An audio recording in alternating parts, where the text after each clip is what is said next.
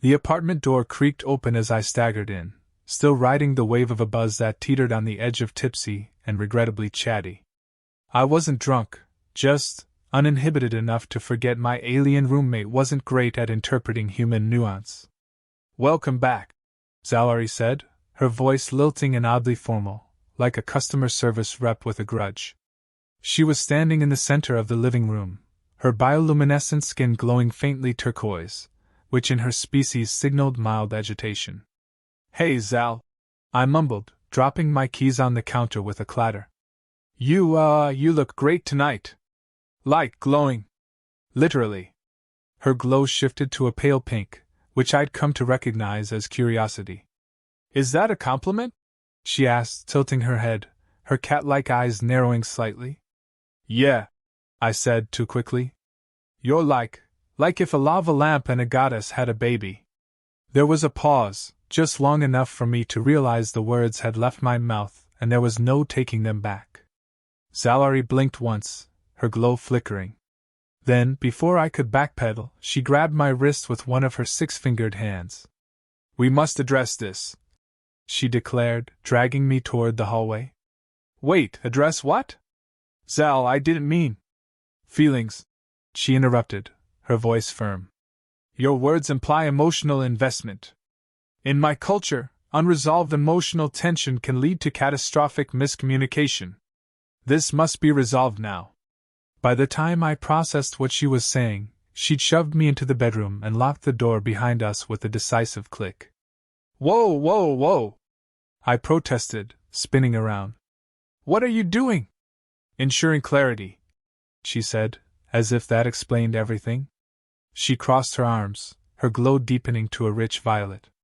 "We will not leave this room until your feelings are fully explored."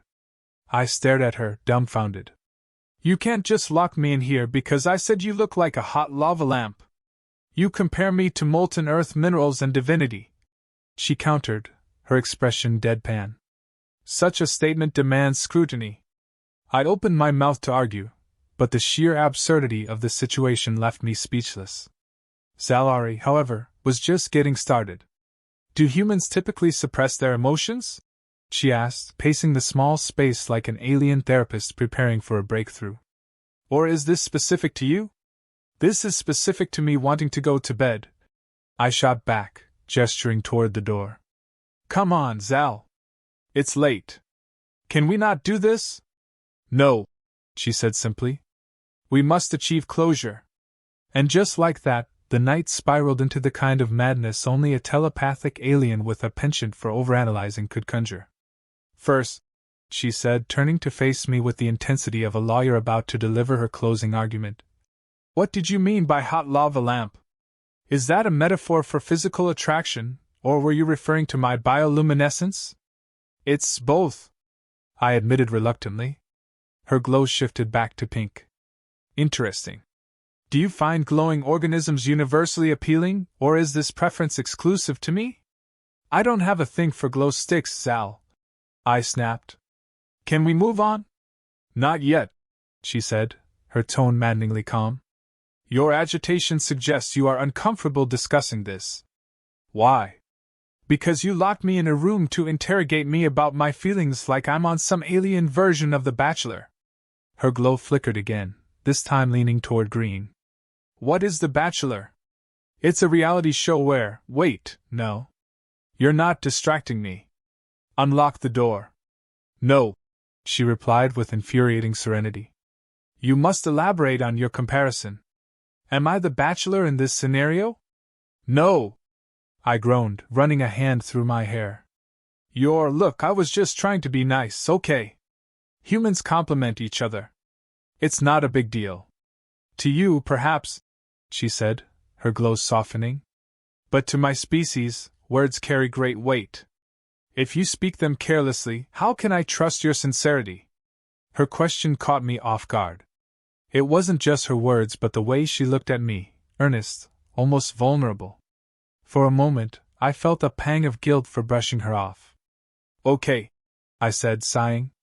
"I didn't mean to offend you. I just—" "You admire me," she interrupted, her glow returning to pink. "Admit it." I groaned. Fine. Yes, I admire you. Happy? Her glow brightened, and she smiled, an unsettlingly wide grin that made me both nervous and oddly flattered. Good. Now we can proceed to the next phase. What next phase? I asked warily. She didn't answer. Instead, she turned to her bedside table, retrieving a small device that looked like a cross between a vape pen and a grenade. What is that? A catalyst for emotional clarity, she said cryptically, pressing a button. The device hummed, releasing a faint, glittering mist into the room. It smelled vaguely of burnt cinnamon and old Jim's socks. What the hell is this? I coughed, waving a hand in front of my face. Phenomenal clarity fog, she explained. It will heighten our emotional awareness and eliminate barriers to honesty. I stared at her, incredulous. You gassed me to make me talk about my feelings? Yes, she said, as if it were the most logical thing in the world. And that was when I sneezed. Loudly. Her glow shifted instantly to crimson. Oh? Oh? I echoed, still wiping my nose. What do you mean, oh? In my culture, she said slowly, a sneeze directed at another is an overt declaration of interest. I blinked at her, horrified. You've got to be kidding me. I am not, she said, her glow deepening. This is a serious development. And as I stood there, trapped in a bedroom with a glowing alien who thought I'd just confessed my undying love via sneeze, I couldn't help but wonder how the hell this night was going to end. Zalari's face lit up in a way that would have been heartwarming if I weren't so thoroughly convinced she had just misinterpreted my sneeze as some sort of declaration of undying affection. Okay, so what exactly does that mean? I asked, my voice cracking slightly as I tried to steady myself. Because I gotta tell you, I don't feel anything more than a bit of sinus pressure right now. Her bioluminescent skin flickered from crimson to a soft purple, which, based on my understanding of alien body language, meant she was considering something carefully. She placed her hands on her hips and stood taller, her posture almost regal. This means, she said, her tone suddenly serious, that you have declared yourself interested in a deeper connection with me. In my culture, this is a mating signal. I stared at her. A mating signal? Yes. When one sneezes on another, it is an invitation to explore compatibility. You have chosen this method of communication. I understand it is subtle for humans, but it is clear to me. I opened my mouth to protest, but the words stuck in my throat.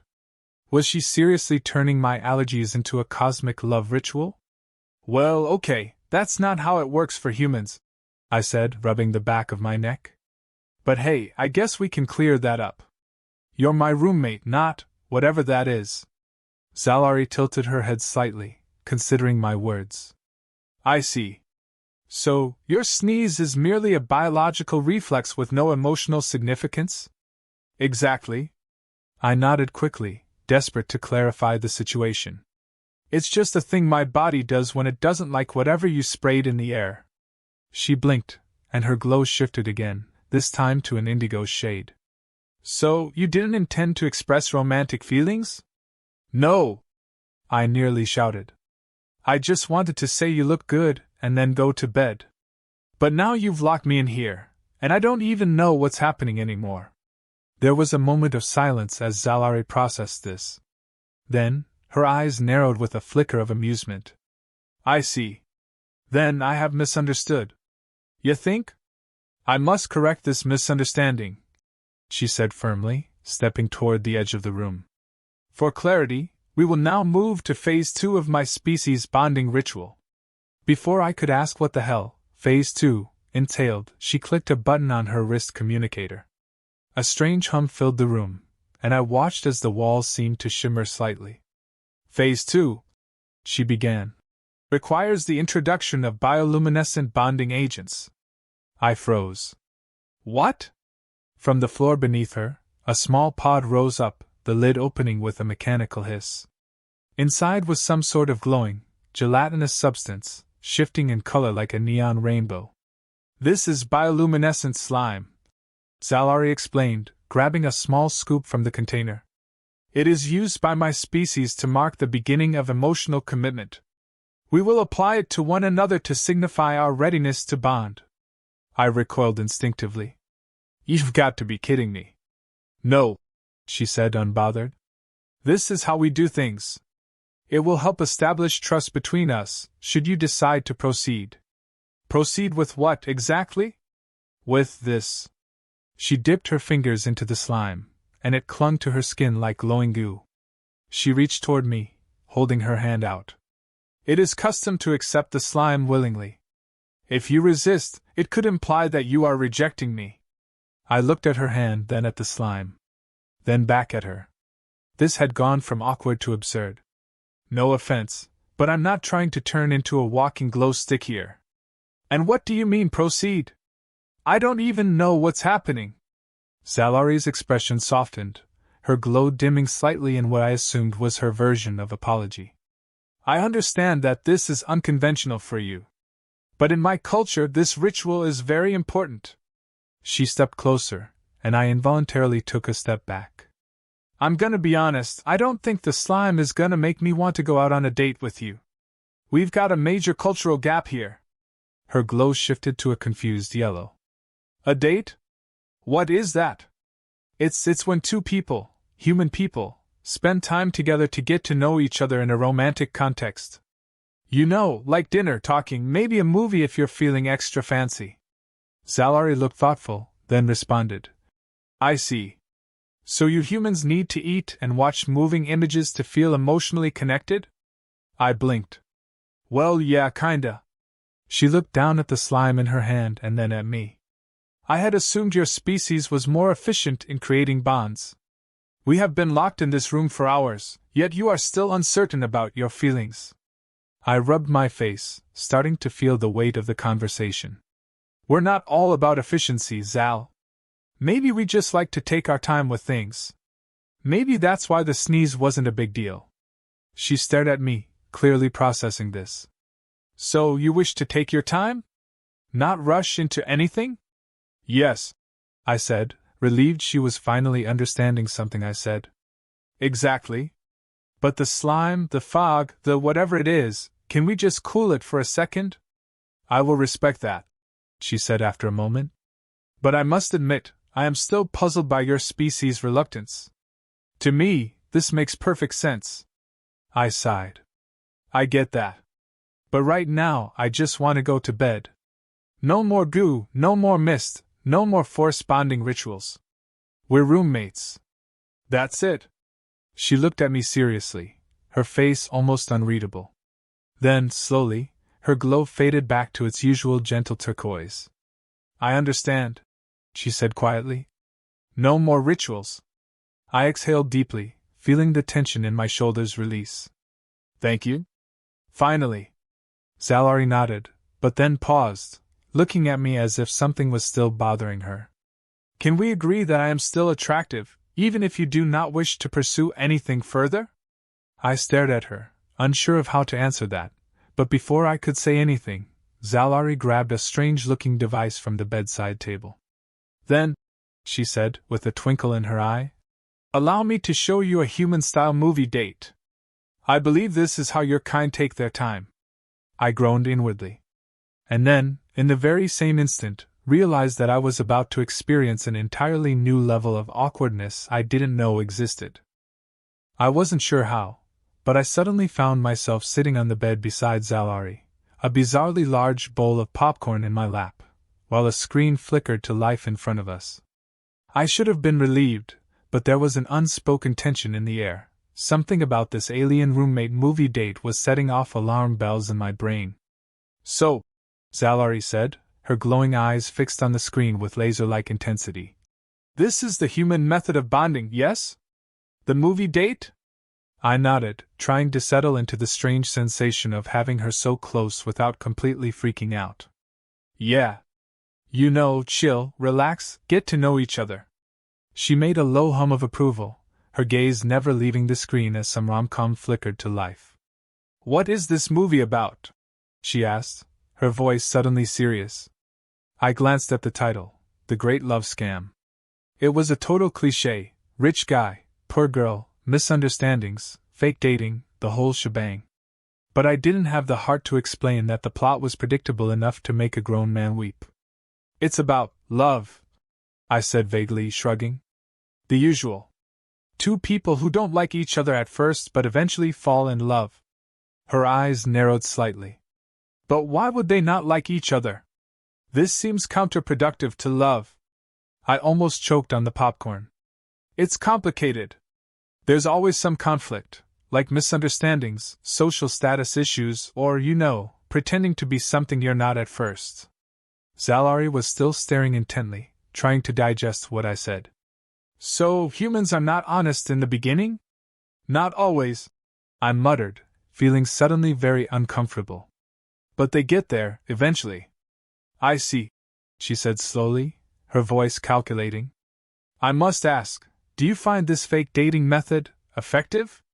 I almost spat out the rest of my popcorn. What? No. It's just a trope in movies. It's not real. Then why do humans watch such films? She asked, genuinely puzzled. I sighed, setting the bowl down beside me, rubbing my temples. We watch them because they make us feel good. They make us believe that despite all the complications and lies, love can still happen. That people can still be together, even if it's messy. Zalari turned to me, her eyes gleaming like she had cracked some cosmic code. Ah.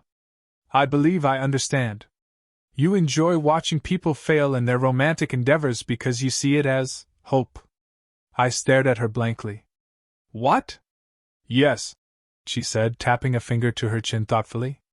You watch humans make mistakes in love because you think it means that, no matter how complicated things get, you too might find success. The failure is the hope. Jesus, Zalari. You make everything sound so much deeper than it is, I muttered, rolling my eyes. It's just a damn movie, all right? Can we not do an emotional deep dive right now? She seemed unbothered by my sarcasm, her eyes still focused on the screen. I see. It is like a test, then, to see how humans respond to the ideal love story. The message is that even the most convoluted of circumstances can lead to a happy ending. Yeah, you could say that, I replied, suddenly uncomfortable under her unblinking stare. And then, just as I thought I could finally relax, Zalari spoke again, her voice oddly casual. Then perhaps I should attempt this fake dating technique on you. What? I said, snapping my head to face her. No! What the hell are you talking about? She didn't even blink. It is a logical next step. You are confused about my intentions, and I am confused about your reluctance. If we engage in a fake dating scenario, we can explore the depths of our compatibility without the pressures of real feelings. I gaped at her, completely thrown off. You want to pretend to date me? To what? Explore your feelings? Yes, she said simply, as though it was the most natural thing in the world. I swallowed hard, feeling a flush creep up my neck. What would even be the point of that? We're roommates, Zal. You're an alien and I'm, well, me. I think it would be enlightening, she said, her gaze shifting to me. We could learn about each other's cultures, discover shared interests, and experiment with the intricacies of your human rituals. Like your kissing process. I choked on my own breath. Kissing? Are you seriously suggesting we? She nodded solemnly. It would be a useful exercise in human bonding. A practice to understand your species' needs and emotions better. We could even exchange affection in a non-sexual manner to ensure emotional clarity. I threw my hands up in exasperation. Are you serious? You want to practice kissing? Like some alien love lab experiment? She tilted her head in confusion. It is not an experiment. It is a mutual understanding between beings. A cultural exchange. Right, I said, rubbing my temples. An exchange. And I have noticed, she continued, almost thoughtfully, that humans typically feel more comfortable expressing affection when it is framed as a ritual. Perhaps we can create a new ritual of our own. One that helps us bond without the pressure of actual emotions. I stared at her, dumbfounded. I'm not kissing you, Zal. I don't care how many times you mention the word ritual. Her glow flickered for a moment, a brief flash of disappointment before it quickly returned to a neutral tone. As you wish. I will respect your boundaries. There was a moment of tense silence before Zalari turned her attention back to the movie. But, she said, her tone suddenly lighter, if you change your mind, I will be happy to assist in your emotional development. I couldn't help but laugh, half out of relief, half out of sheer disbelief. Yeah, I think I'll pass on that one. We watched the movie in silence after that, both of us pretending like the last few minutes hadn't happened. My mind raced, trying to figure out what the hell just went down. A fake dating scenario? Kissing practice? The idea of it was both absurd and completely insane, yet the way Zalari had said it with such utter confidence made me wonder just how far this alien roommate thing was going to go. As the credits rolled, I breathed a little easier, hoping this would be the end of the madness for tonight.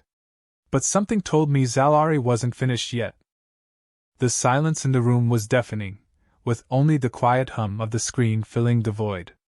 I sat there, trying to process everything that had happened so far. The bioluminescent slime. The fake dating talk. The kissing practice that I still couldn't wrap my head around. I turned to look at Zalari, who was sitting calmly beside me, her glowing skin shifting ever so slightly with each breath. Her expression was unreadable, which only made the situation more confusing. So, I guess that was the movie part of our bonding ritual, I said, half joking, trying to break the tension. She nodded. Yes, I believe that was an essential part of the process. I was observing your emotional responses carefully. I laughed nervously. You mean you were staring at me the whole time like I was some sort of specimen? No, she said, tilting her head with a bemused look. I was observing the movie and your reactions to it. It is common for humans to cry or laugh during certain scenes, which helps reveal deeper emotional layers. Oh yeah, I totally cried, I said, rolling my eyes. Right in the middle of the corny love confession. Just bawling. Zalari seemed to take me seriously, her glow shifting to a gentle green. Emotional vulnerability. Interesting. I rubbed my face, feeling the awkwardness build again. Look, Zal, I don't know what you want from me. I mean, yeah, I think you're cool. We're roommates. That's it.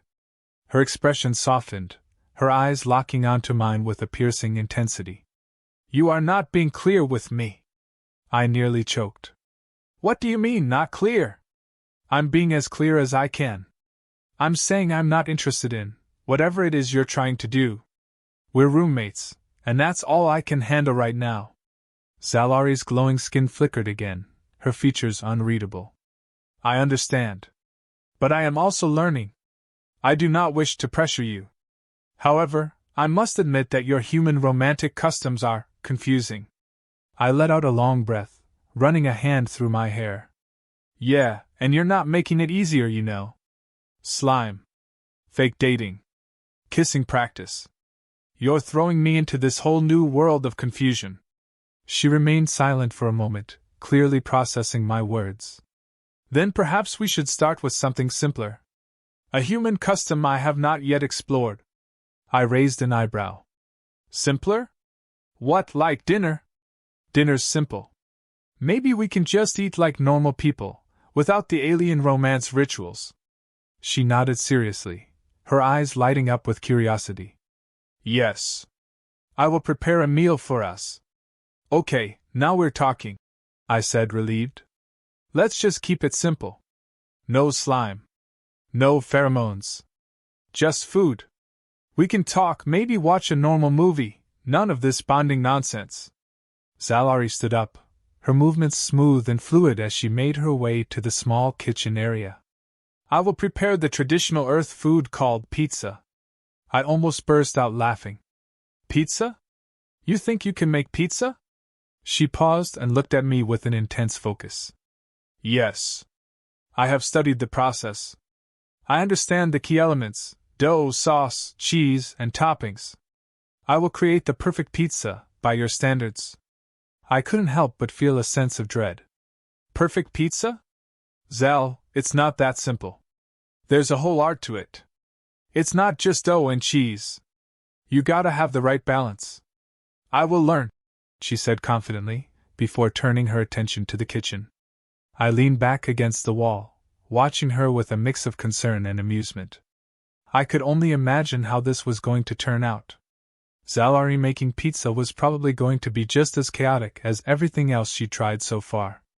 As she rummaged through the kitchen cabinets, I tried to relax, telling myself that at least we'd be getting food. Pizza. Simple. Familiar. I was starting to think this whole night might be salvageable. Maybe. Zalari's next words shattered that illusion. I have prepared the dough, she announced, holding up a ball of what appeared to be rubbery, glowing slime. I stared at it. What is that? This is the dough, she said proudly. I have combined flour with some of your human materials and added an enhancement for better elasticity. It will rise faster. That's not dough, I said flatly. That's a glowing mess. No, this is perfect, she insisted, already starting to roll it out on the counter. The glowing aspect will enhance the flavor profile, I am certain of it. I groaned. Zal, you cannot put glowing slime in pizza. That's not how it works. She didn't listen to me, of course, continuing to stretch the dough out like she was preparing an alien flag. I watched in horror as she spread it across the surface, oblivious to my growing panic. You need to put sauce, not slime, on that, I said, rushing over. And the cheese. Don't even think about trying to make pizza with that thing. But Zalari was already reaching for the next ingredient.